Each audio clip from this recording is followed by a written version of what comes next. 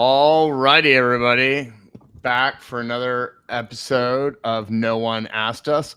And super excited.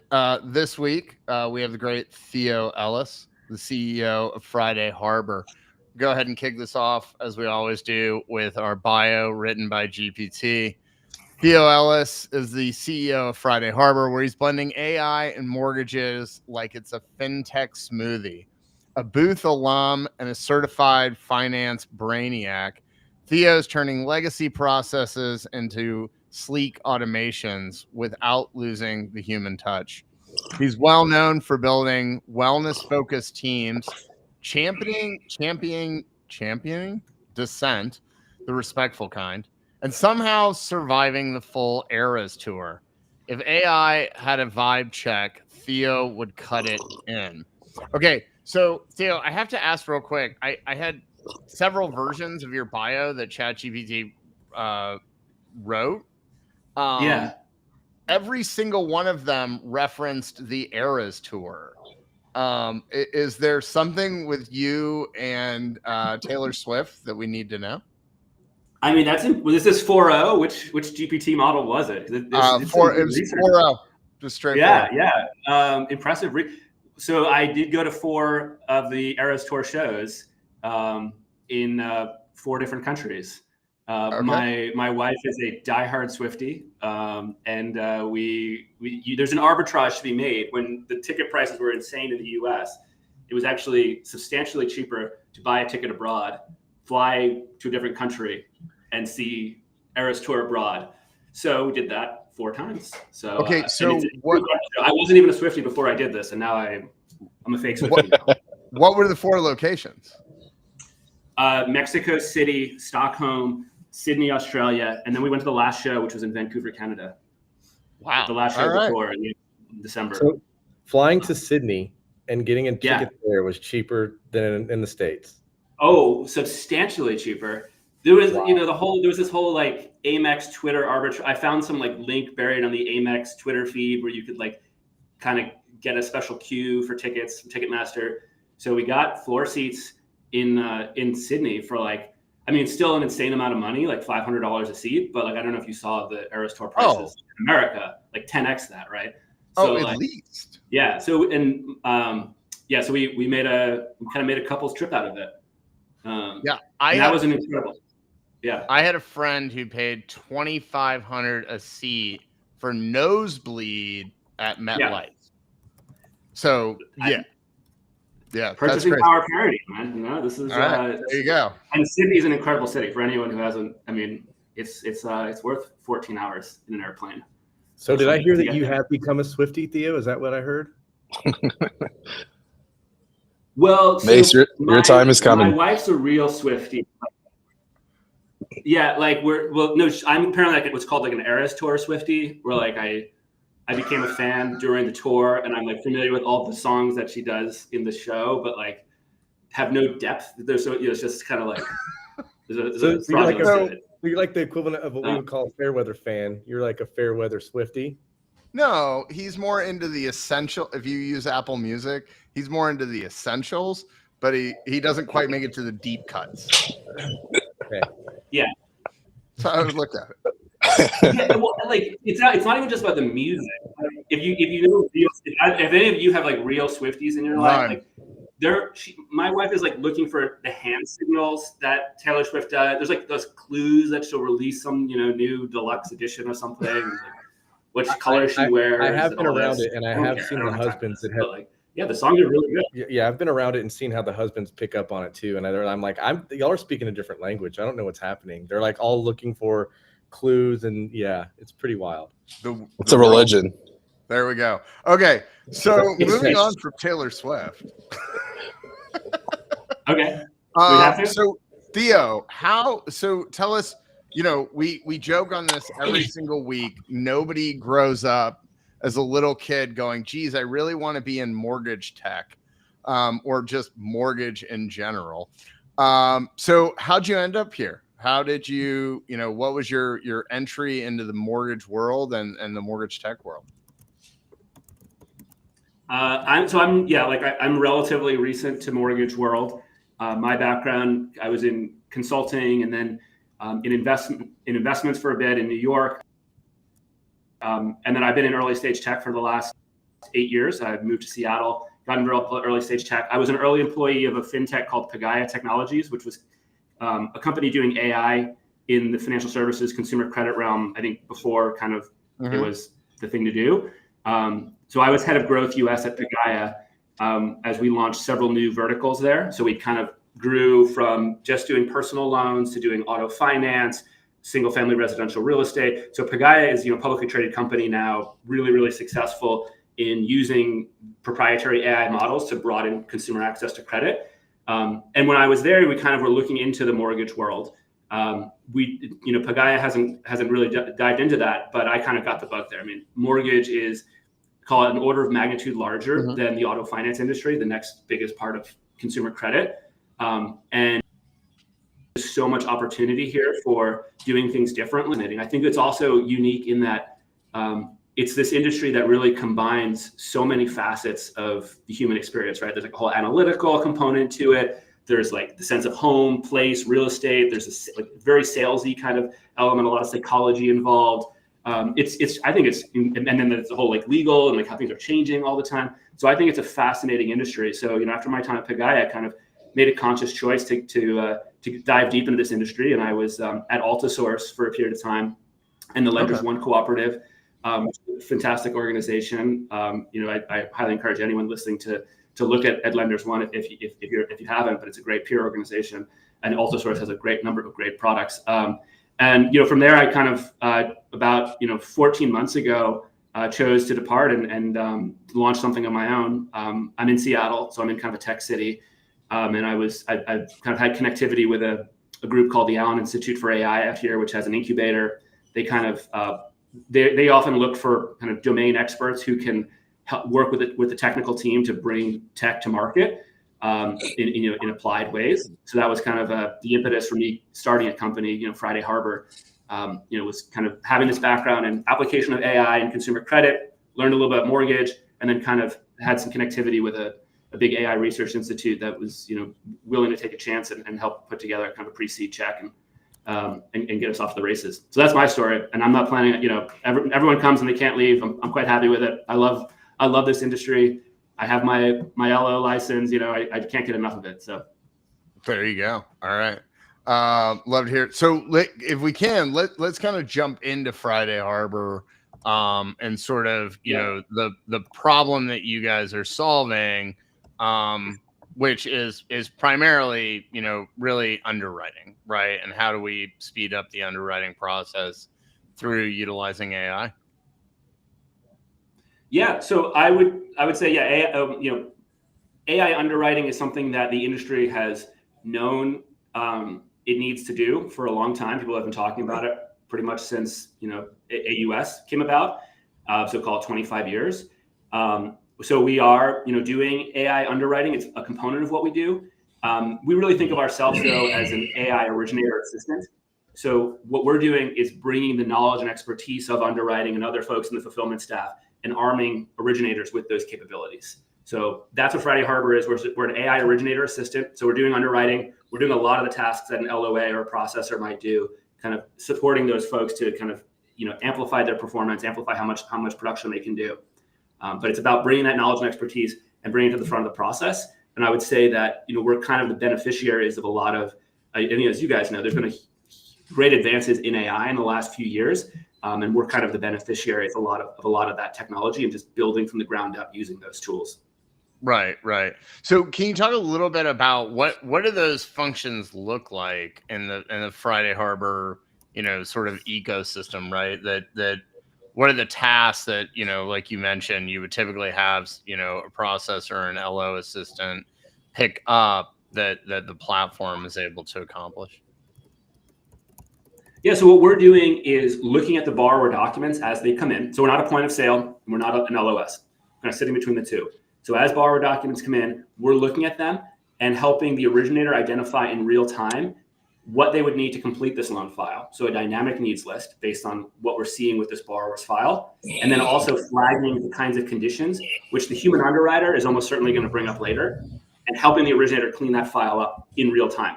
Ask the right questions, get the right documents, get the right explanations in there, so that what they put together, working with this borrower in those critical first few hours, call it the work with a borrower on Saturday at 10 in the morning, they put together a clean, complete, compliant file with that borrower. And when the underwriter picks it up on Monday, it's a one-touch underwrite. So, the typical lender is doing 3.8 underwrites, 3.8 touches per underwrite, right? So if we can get more lenders down to one underwrite, you've essentially 4x the capacity of your underwriting team. Similar for your processors. Got it. Okay. That makes a lot of sense. Is there a human? Well, actually, never mind. We'll talk about that. We're going to talk about that later. I almost screwed up, Mace, didn't I? But where do you, Theo, I'm imagining lenders kind of, hit you with this. Like, you're not a POS, but you're not an LOS. Integration and LOs, LOs are, they don't complain much at all, right? So where do you see them operating? Like, how is the best way for this to fit into a workflow? So I've got Encino over here, I've got Encompass over here, and I've got Friday Harbor here. Where am I going here? It really varies by lender, and we're honestly still learning kind of what the best of breed would be. I would say that you have really, really strong consumer experiences with these point of sale systems, and different lenders have different preferences for the kind of consumer experience they want to have on the front end when it comes to digital. So whatever you're using on the front end, we pull in those documents. We are going live very soon with certain integrations. We'll be making some press releases soon. With some of these core systems of record. We take in the raw documents, and then we can push back into an LOS, clean, complete file, cleanly labeled, index files. We've also created conditions. The user comes into Friday Harbor, they can do a lot more. They can actually kind of get a lot of color about, hey, why did we flag this? What would I need to remedy this? It's almost like having a branch manager or an experienced underwriter sitting with that LO as they're doing it in real time and getting as many shots on goal as they want. So it's not like I send this to the underwriter, I wait 48 hours, they find something new, we do that over and over again. It's real time. We're getting immediate feedback, and I'm immediately fixing things. But ideal flow is, if you're a lender, you've been very deliberate about your choice of consumer experience, how much digital, how much human interaction you want. We're agnostic to that. And whoever you're working with to build those workflows, we want to play well with everyone there. We're simply a step that helps the originator clean up that file, the originating team clean up that file, and then push in a clean, complete, compliant file to the LOS for the fulfillment team to pick up. So yeah, you're really making them they're becoming little pre-underwriters and delivering clean files. How do you? That's a great way to think. Yeah, what is your approach on how are you what are you trying to take the path of least resistance? I've never seen your product, but I already love the idea of it. I wish I would have had it years ago. Or LOs that are you get a file and I'm like, oh, well, the business was 7 years old. All you needed was X, but you gave us Y, and now we have to get this. And so you're restructure the file. And so I've seen two different camps. I've seen some hyper risk averse, give us everything. And we all know that's not what's happening. We're trying to give the underwriter, there was the left side of the file when we had paper, and that's how we typically operate. So, are you kind of doing the path of least resistance here? Is that kind of your take as well, or? And you're totally right about this. People have lenders have different preferences about how they want to handle that. Can I unsee things and people have upside down buckets and all kinds of things they'll do. We've taken an approach of we will flag the documents we think are extraneous, that we don't think are necessary. The LO can kind of open choose to send those anyway. That's got it. If every lender says they do things differently. And is that the approach you think most lenders are taking? Is that? I think we lost him. Yeah, I think I heard you guys cut out. Is the question is that the approach most lenders are taking? Yeah. Yes. I'm trying to close that. I don't know why my. If you any tabs or other applications, it's better if you close them with Restream. Should have mentioned that earlier. Sorry. I'm going all out, weeding all these tabs and things. I don't know what's happening here. This is like a co-working space. Yeah, so I think what we typically hear from the leadership at lenders is they kind of want to underwrite to the book, right? The idea is if you underwrite to guidelines, you actually get a fair process for everyone. It's not actually fair to have some underwriters that are more conservative than others, and then you get two borrowers with similar situations. One of them gets approved, one of them gets all kinds of hassle to get their loan approved. You actually don't want that experience. You want consistency. So let's have one standard for underwriting. Let's underwrite to guidelines. So that's what Friday Harbor does, is it underwrites to guidelines. But before you push back into the LOS, we kind of have like an export button. It gives you the option. Hey, the borrower sent us these 5, not actually necessary. Right. You can kind of override, and we'll push them in there anyway. That I think is how most choose to use it. But then others, many others don't want to give their originating teams that kind of discretion.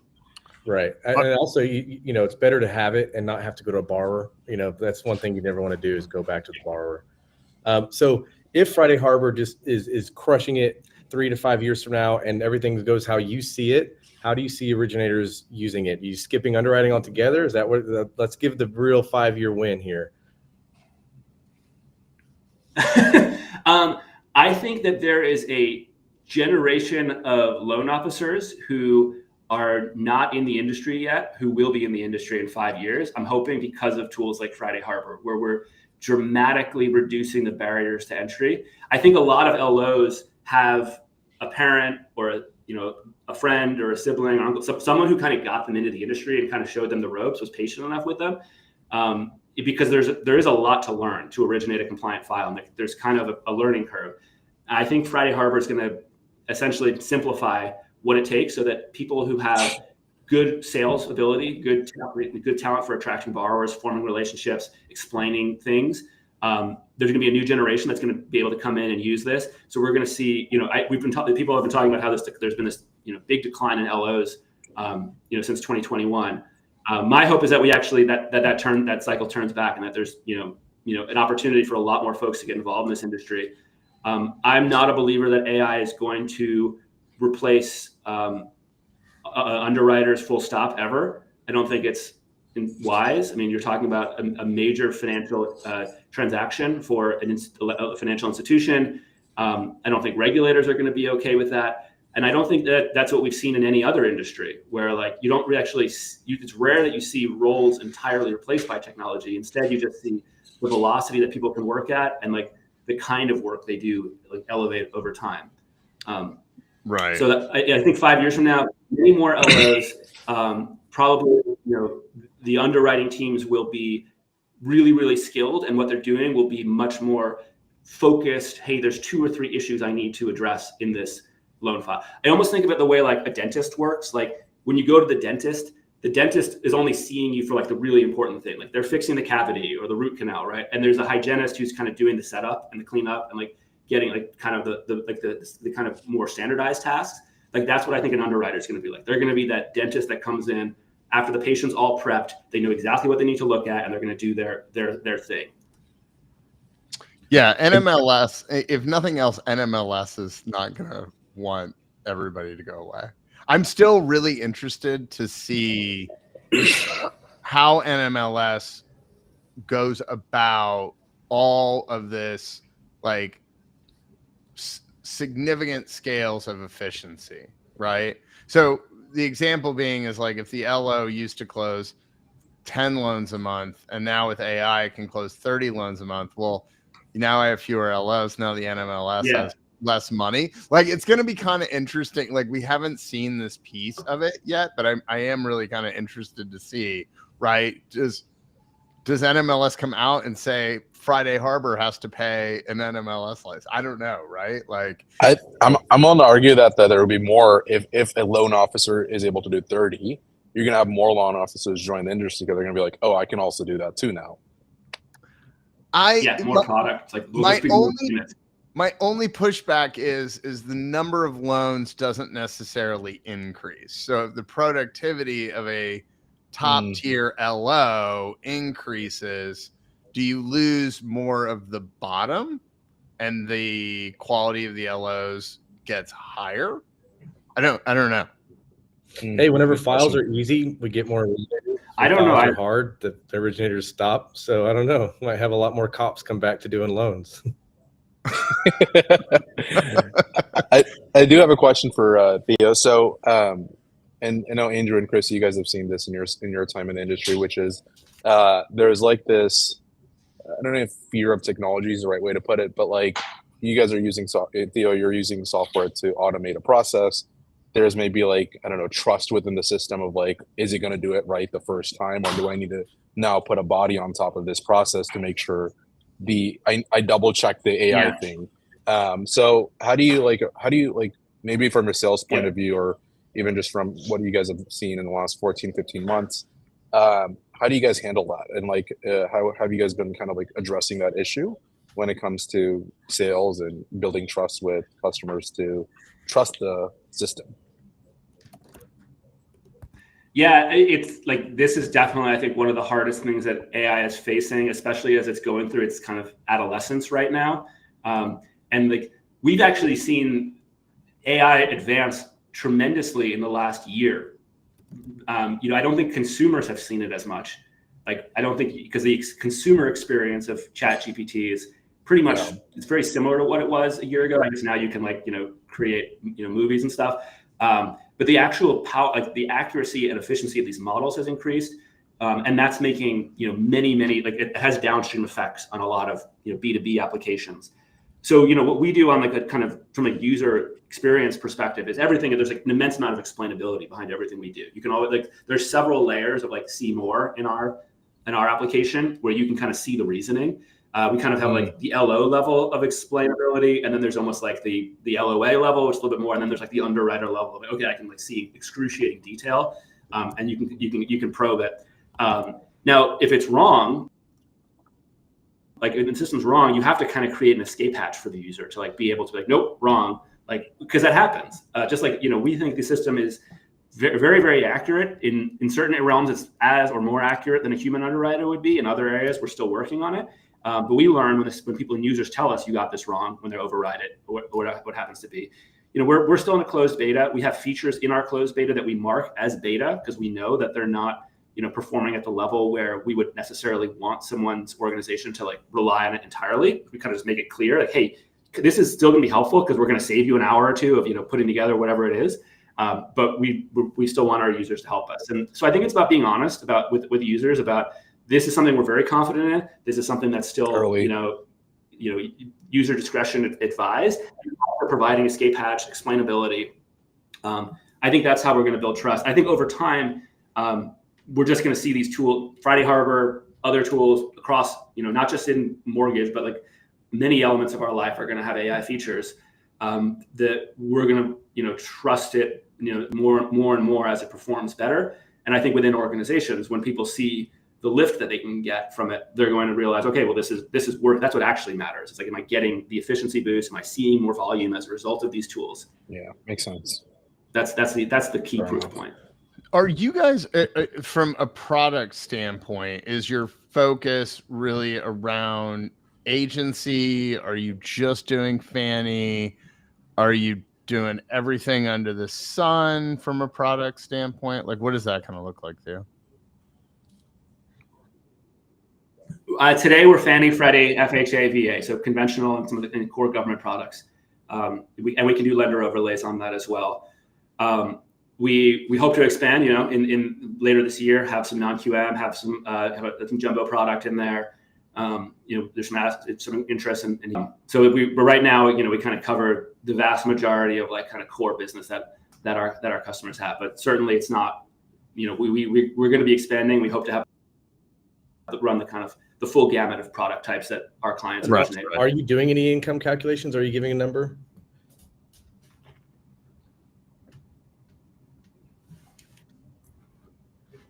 Hey, sorry, I didn't catch that question. Are you doing income calculations? Are you giving a number that is rep and warranted? Did he listen? Theo's computer does not like that question, Chris.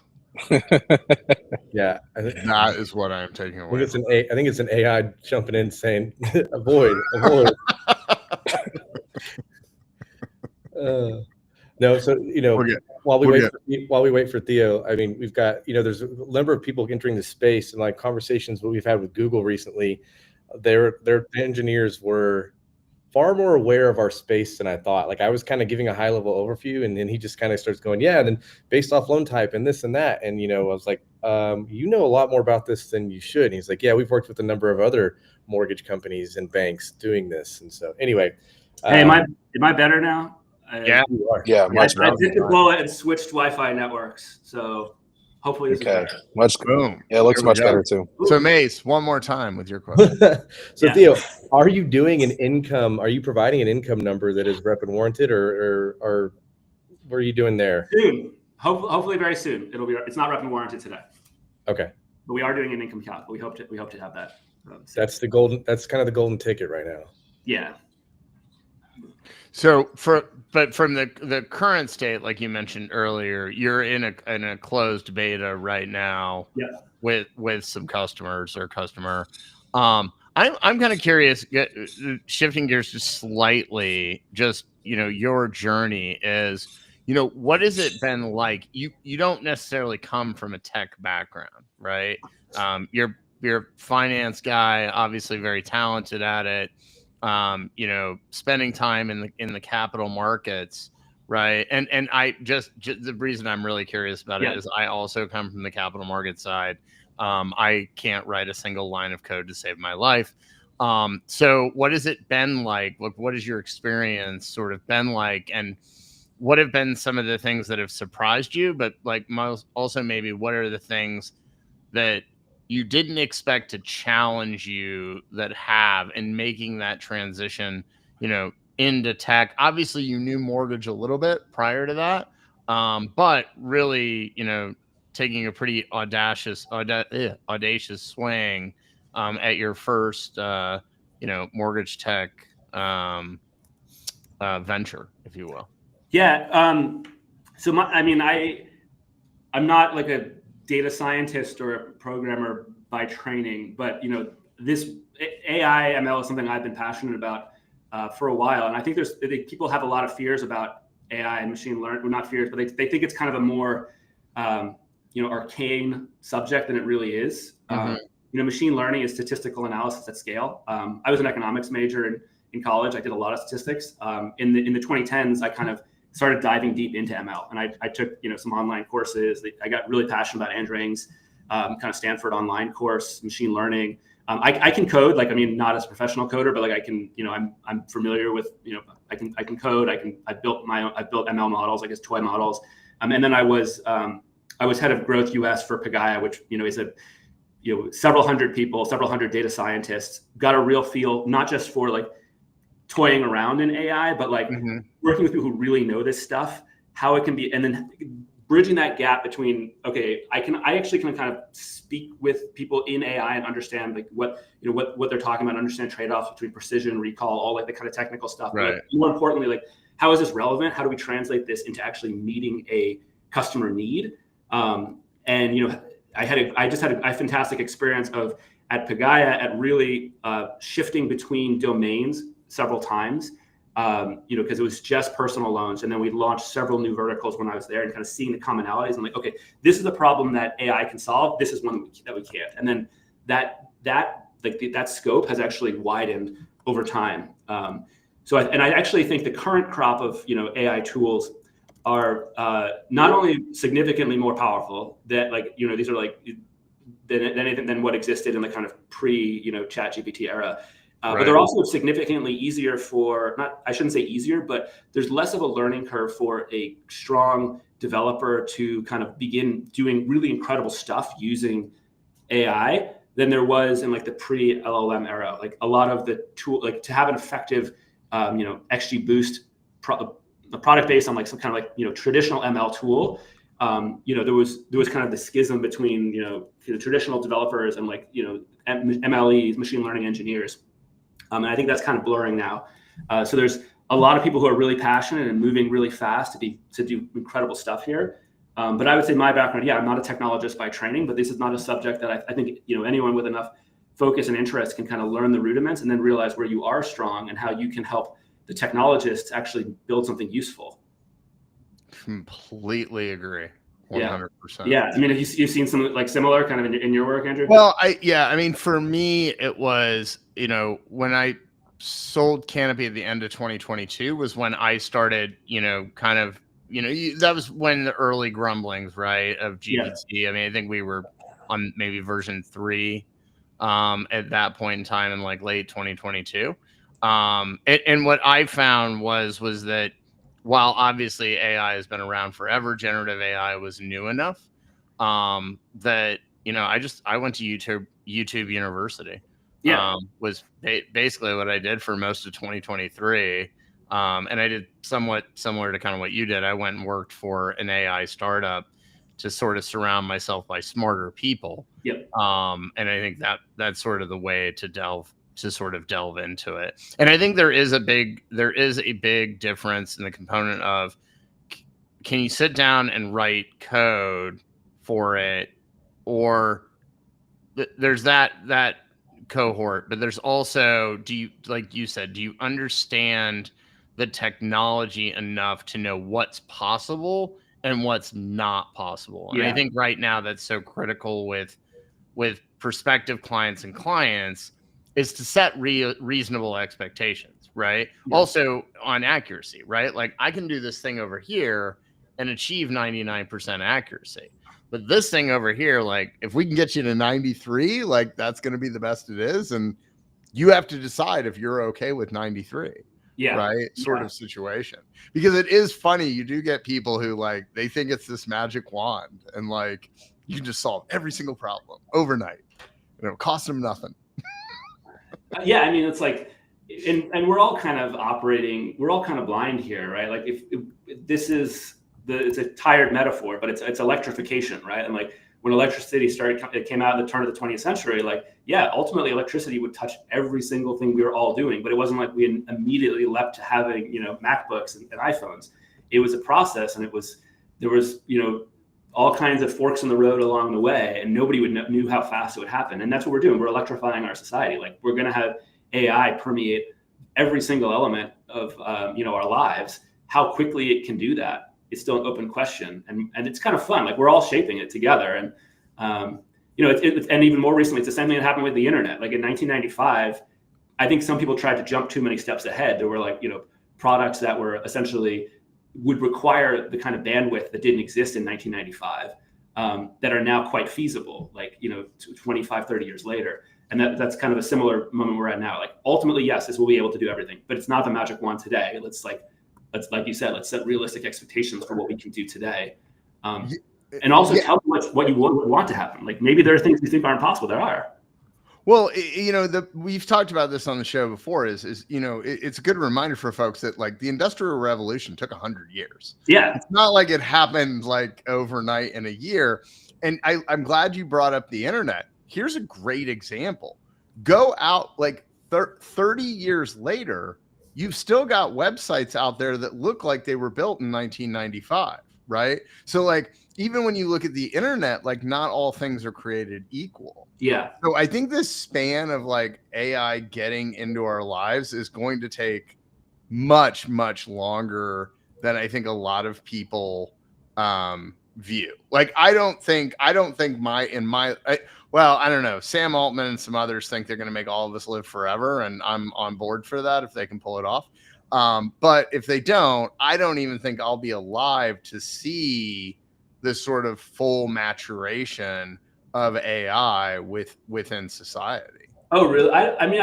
But the internet revolution was much faster than, like, electrification, right? I agree with you. This is where I think why I think AI is going to take so long, and it's why I think Google and Anthropic, well, maybe not as much Anthropic, but OpenAI are all focused on B2C far more than they are B2B, if really at all. What we're seeing on our side is just having data and having clean data is not enough, right? Like, I'd love to have an offline conversation sometime where we can talk about guidelines, because, like, that's investor guidelines are like the perfect example of, like, you can't just extract the data. Yeah. Right? And so I think we have a much longer period of the data becoming AI ready data to where AI can really fully integrate into all businesses.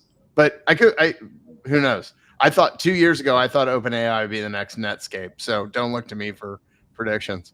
Well, yeah, there's a lot and there's, there's several blockers here, this. The first is there's a lot of tribal knowledge, as I've heard some VCs describe it in industries. We have the guidelines, right? But then the guidelines don't really capture everything that someone in a mortgage operations group does. There's a lot of stuff that's just known, just how it's done. And Google isn't going to necessarily know that. You have to kind of really dive into stuff. And this is true every vertical. We get so focused on mortgage, but this is true of 1,000 other of the kind of large industries in America. Just working through getting that tribal knowledge in there. That's going to be really, really hard over time. Yeah. And that's why I laugh because there's I don't know if you ever get this, Theo, where people are like, oh, because you're an AI company, they assume all AI companies are competitors of yours. And yeah. Even with this category now, it's it's an enabling technology. It's oh, you're an internet company. You're a compete. No, that's not how it really works. But even within AI, underwriting or assistant, whatever, right in the LOA and processor and underwriting experience, there's so much room in that space. I feel that it is very much this sort of gold rush in the tech industry because. I'm sure all three of you run into this. I'm amazed at the number of conversations I have when I ask people where are you at in your AI journey? And they're like, we're just starting. Yeah. It's not as far along, I think, as the news, as the, sort of clickbaity headline stuff makes people think. What do we? I like what, go ahead, Chris. No, it's the 3 guests in of overstating the near future and understating the distant future. Yeah. That's Bill Gates's thing, right? Nobody can relate. People always underestimate 10 years out the potential of what you can do in 10 years. I was going to say the same thing, Chris. Theo, quick question.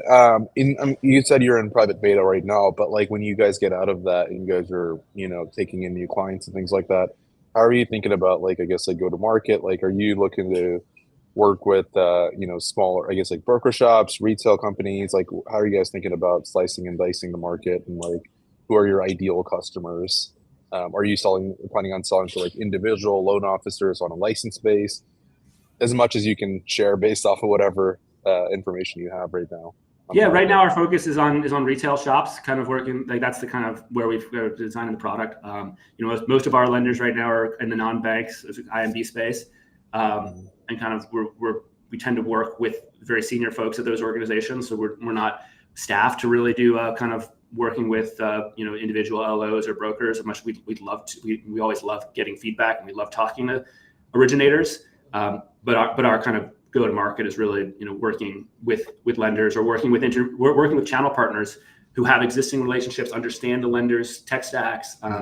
We're very much the way we're trying to build this company is really focused on the technology and the intelligence of it, and less about building a kind of monster sales org or anything like that. We really love working with people who have good knowledge of how a lender's operations function and would be good partners in getting there. But right now our focus tends to be on the kind of, you're not UWM and you're not Rocket. You don't have 1,000 IT employees. You need to be doing something really cool in AI to remain competitive in your cost structure and attracting the best originating talent. That's where we can come in. Makes sense. So besides your own product, Theo, what is one of the best uses of AI that you've seen? Doesn't necessarily have to be in the mortgage space, but just kind of curious what products you've seen out there. If there's anything, it may be something new or maybe not that you really feel like has been a really great use of AI. Well, just on you guys, have you guys already talked about the those ancient Roman scrolls that they finally managed to read? No. So there were these scrolls buried in there's a library that was buried by a volcano, a Roman villa, 2,000 years ago. And there's these scrolls in there that they know contain texts that nobody has read. They've been like every other extant copy has been lost to history. But the scrolls were like burnt in such a way that by unraveling them, it gets destroyed immediately. So they've had these scrolls now for like, decade, maybe 100 years, but like they can't unravel them because like they'll lose it. But they know what's in there appears to be like text by these ancient authors that have never been seen before. And there's a team that's now used essentially like the various forms of, it's not extract, but like similar kinds of like tools to like scrape the layers of it. And then they're using AI to like, it's completely indecipherable to like a human eye, but AI has been managed to like actually like cut the layers of this like three-dimensional X-ray and read the ink layers of it, and they're reconstructing these completely lost texts.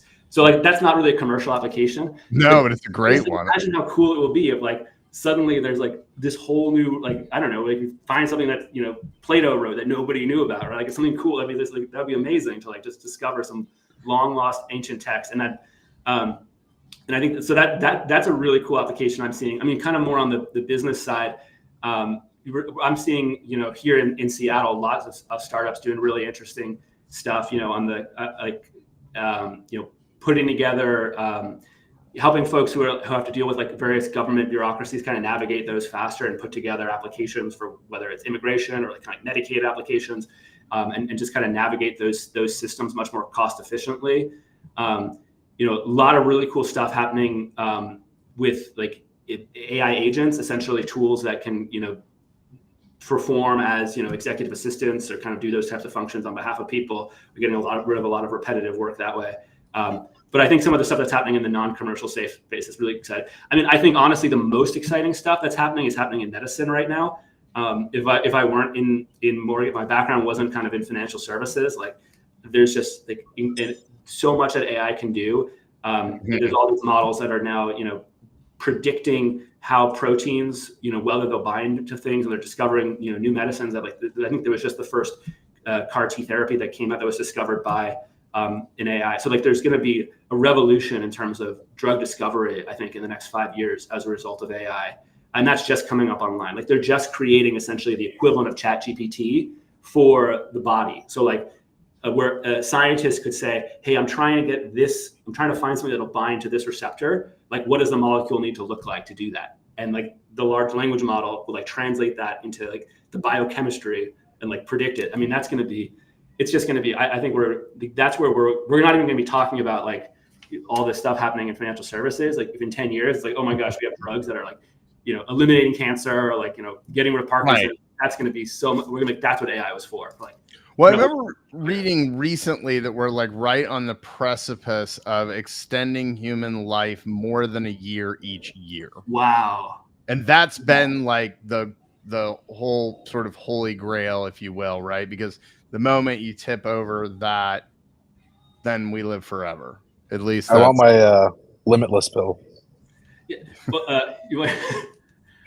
Well, and think about how many more mortgages people will have, right? If they're like, there you go. There's the 100-year mortgage. 100-year mortgage, new product. Yeah. I do want to plug one company that has nothing to do with mortgage tech that I think is a great use of it that came back on my radar. I talked about it before. It's called Fight Health Insurance. And the website is fighthealthinsurance.com. And it is a website it's an AI agent that was designed, I think actually in Seattle. I think the founders are in Seattle, if I remember correctly.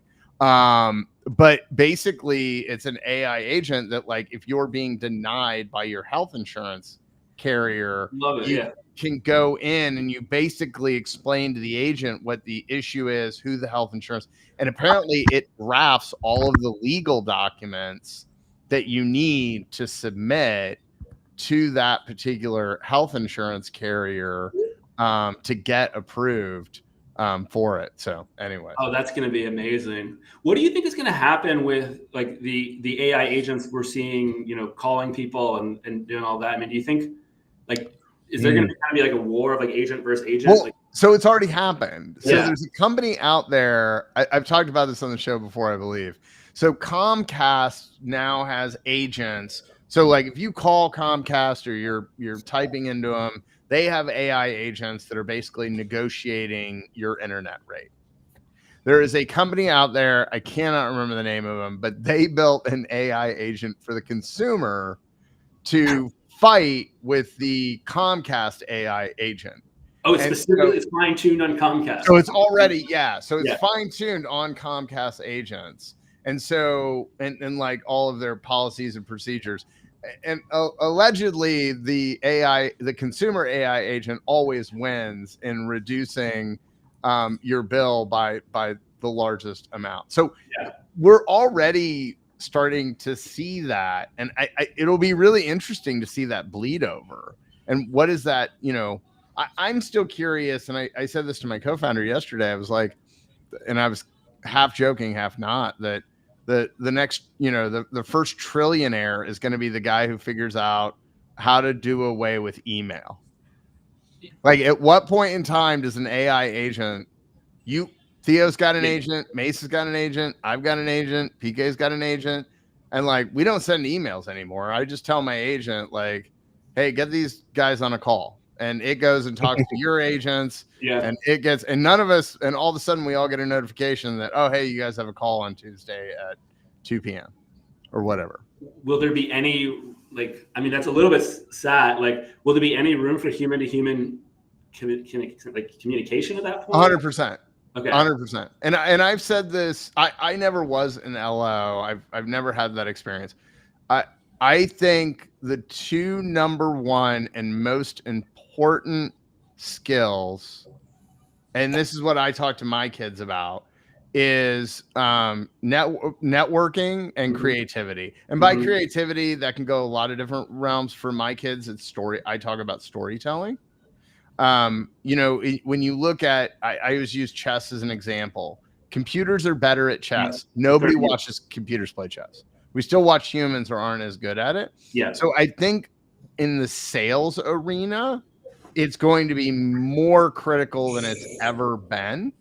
And, I know there are people watching this who will tell me I'm wrong, and that's fine. But I think cold email is dead. I think AI has killed it even more. Because the volume of it is so high. So I think the moat that really is going to start to exist in AI, at least in technology, is going to be networking and that human interaction component. Yeah. I mean, have you seen these? There's a couple of studies that come out recently about how they already think people are getting dumber from using LLMs. There's some like concern that like, because you like put off this cognitive load, they call it, onto the LLM, you kind of lose that skill. Like, you become more and more reliant on the AI. And like, there's a concern that I worry about, if you're younger than 25 and you're like using AI for a lot of stuff, are you going to develop this core critical thinking, creativity? If you're just asking ChatGPT, give me 10 examples of like a creative way to start this essay. This is my take on it. I have a 16-year-old and a soon to be 13-year-old, and I have taken a huge effort at this point in my life, because I'm at this stage with my kids being the age that they are, of stepping back from this, like, well, in my day, because I feel like that's what we heard. Like, we all of a sudden think like, well, AI must be different, right? Just like our parents were like, you're all going to become serial murderers because you play Grand Theft Auto. Exactly. Right?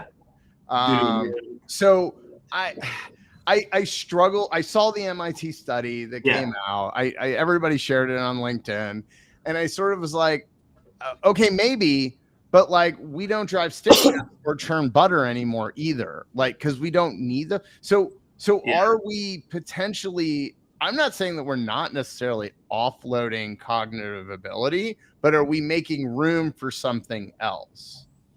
Right? Because go ahead, Chris. I would want to look at that study, because like, in a way you could say, yeah, we also got dumber, that like, how many people can read a circuit board, right? Like, how many people understand, or whenever like my teacher told me, you have to show your work and do long division, because you're not going to have a calculator on you all the time. And I've got a NASA spaceship in my pocket. So like, I don't know, like, is it really, like you just said, Andrew, are we opening up room for something else? and there's going to be a different there's going to be some psychological things behind that. And remember, like the AI we're dealing with it right now is dumb. Like it's like I always love when Sam Altman is like, "This is the crappiest the technology will ever be," and obviously, why do you think it's dumb?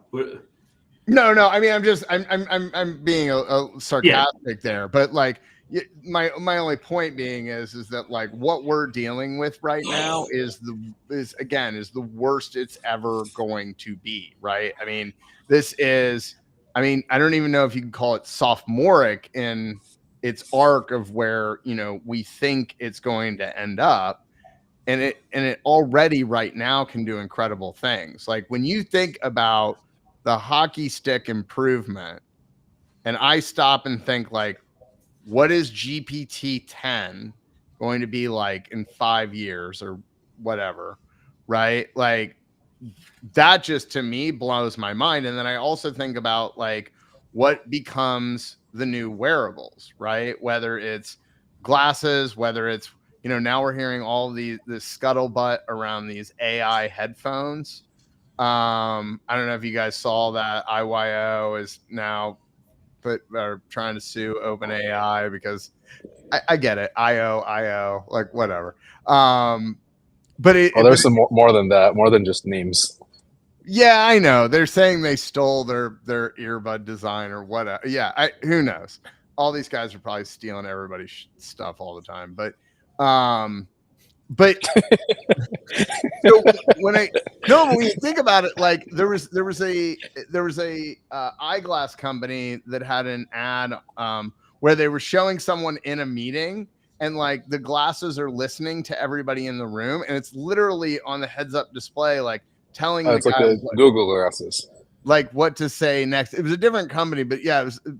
The premise like was just reading a teleprompter essentially. Of like yes, in real life, like in the midst of a meeting, right? And so we all know the inference right now is too slow, things of that nature. Yeah.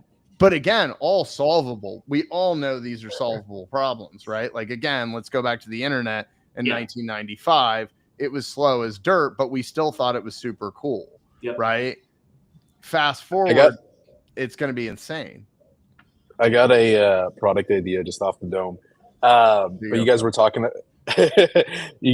about the phone call thing, and my mind went to, okay, what if there was, like point of sales are designed, I guess, today from the LO point of view, but what if they were designed from the borrower point of view, where a borrower plugs in all their information into their point of sale, and it calls all the different local banks, local brokers, local IMBs, and then handles all the back and forth and like does the shopping for you. I think there's something there maybe, but it's like more borrower focused than like LO focused point of sale.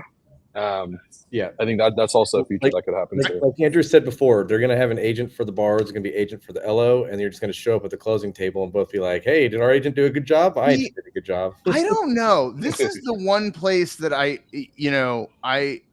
question is again, what is the tipping point of the technology that pushes a generation back to analog, right? Like, I know it's not as hot right now, but do you guys, well, PK doesn't.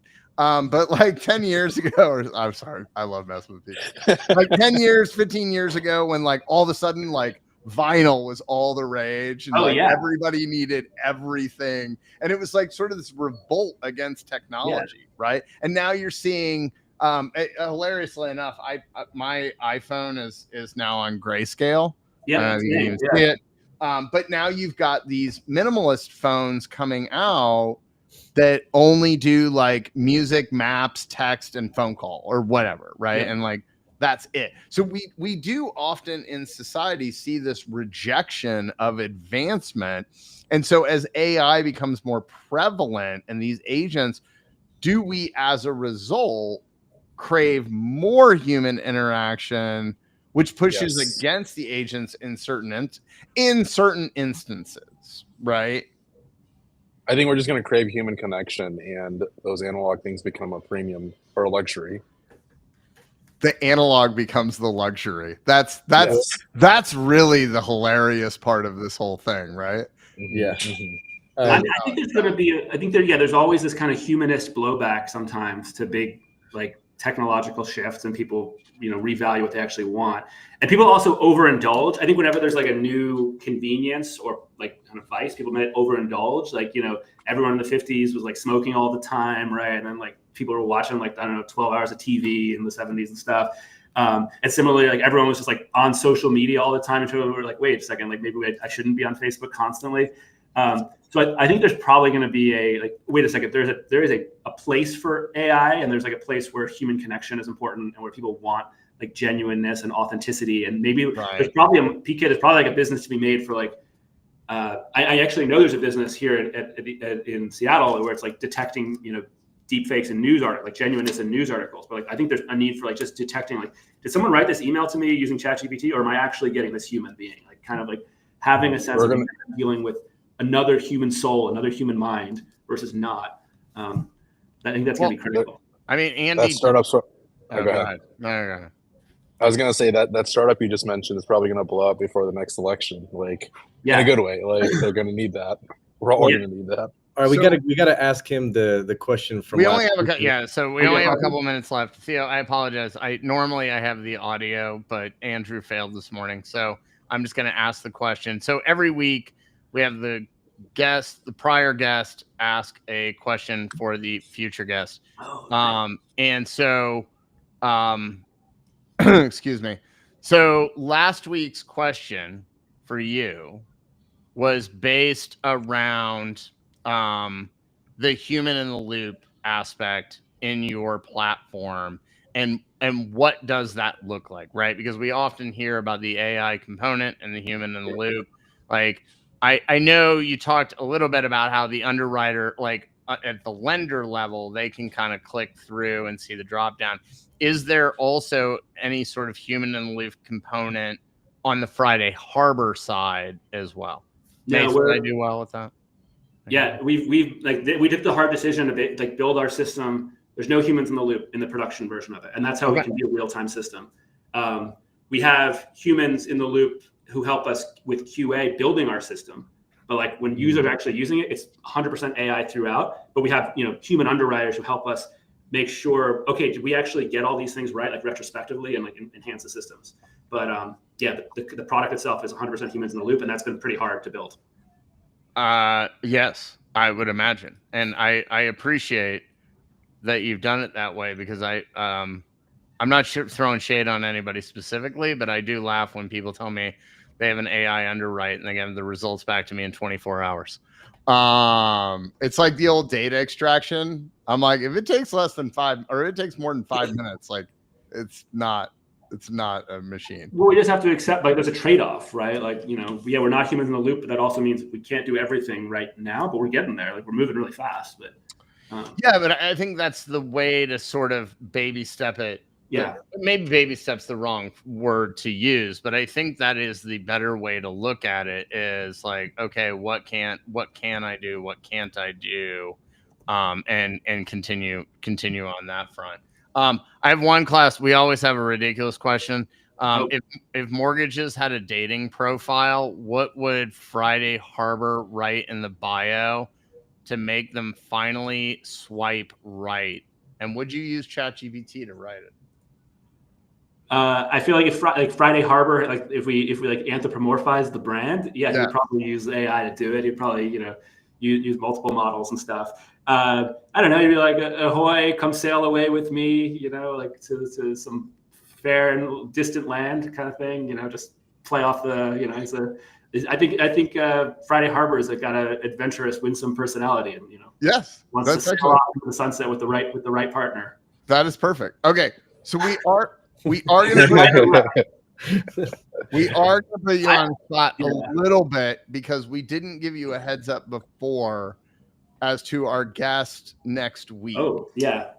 So our guest next week, and PK may be able to give you additional information as needed, but we have Steve Winans from Redder.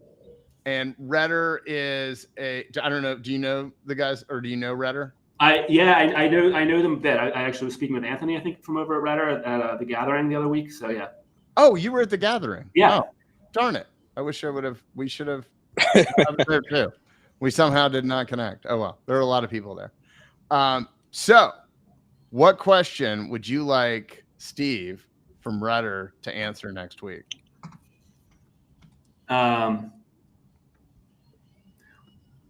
What is the data that you think is most underutilized in the industry right now? Like kind of most potential, but not being used in the industry right now. I like it. I like it. That is a good one. Awesome. All right, Theo, thank you so much. Really appreciate you dropping in here and on here. For anybody who's watching, whether live or recorded, you got the QR code right there. It'll take you straight to Friday Harbor's website. We will see you all next week with Steve from Rudder. All right.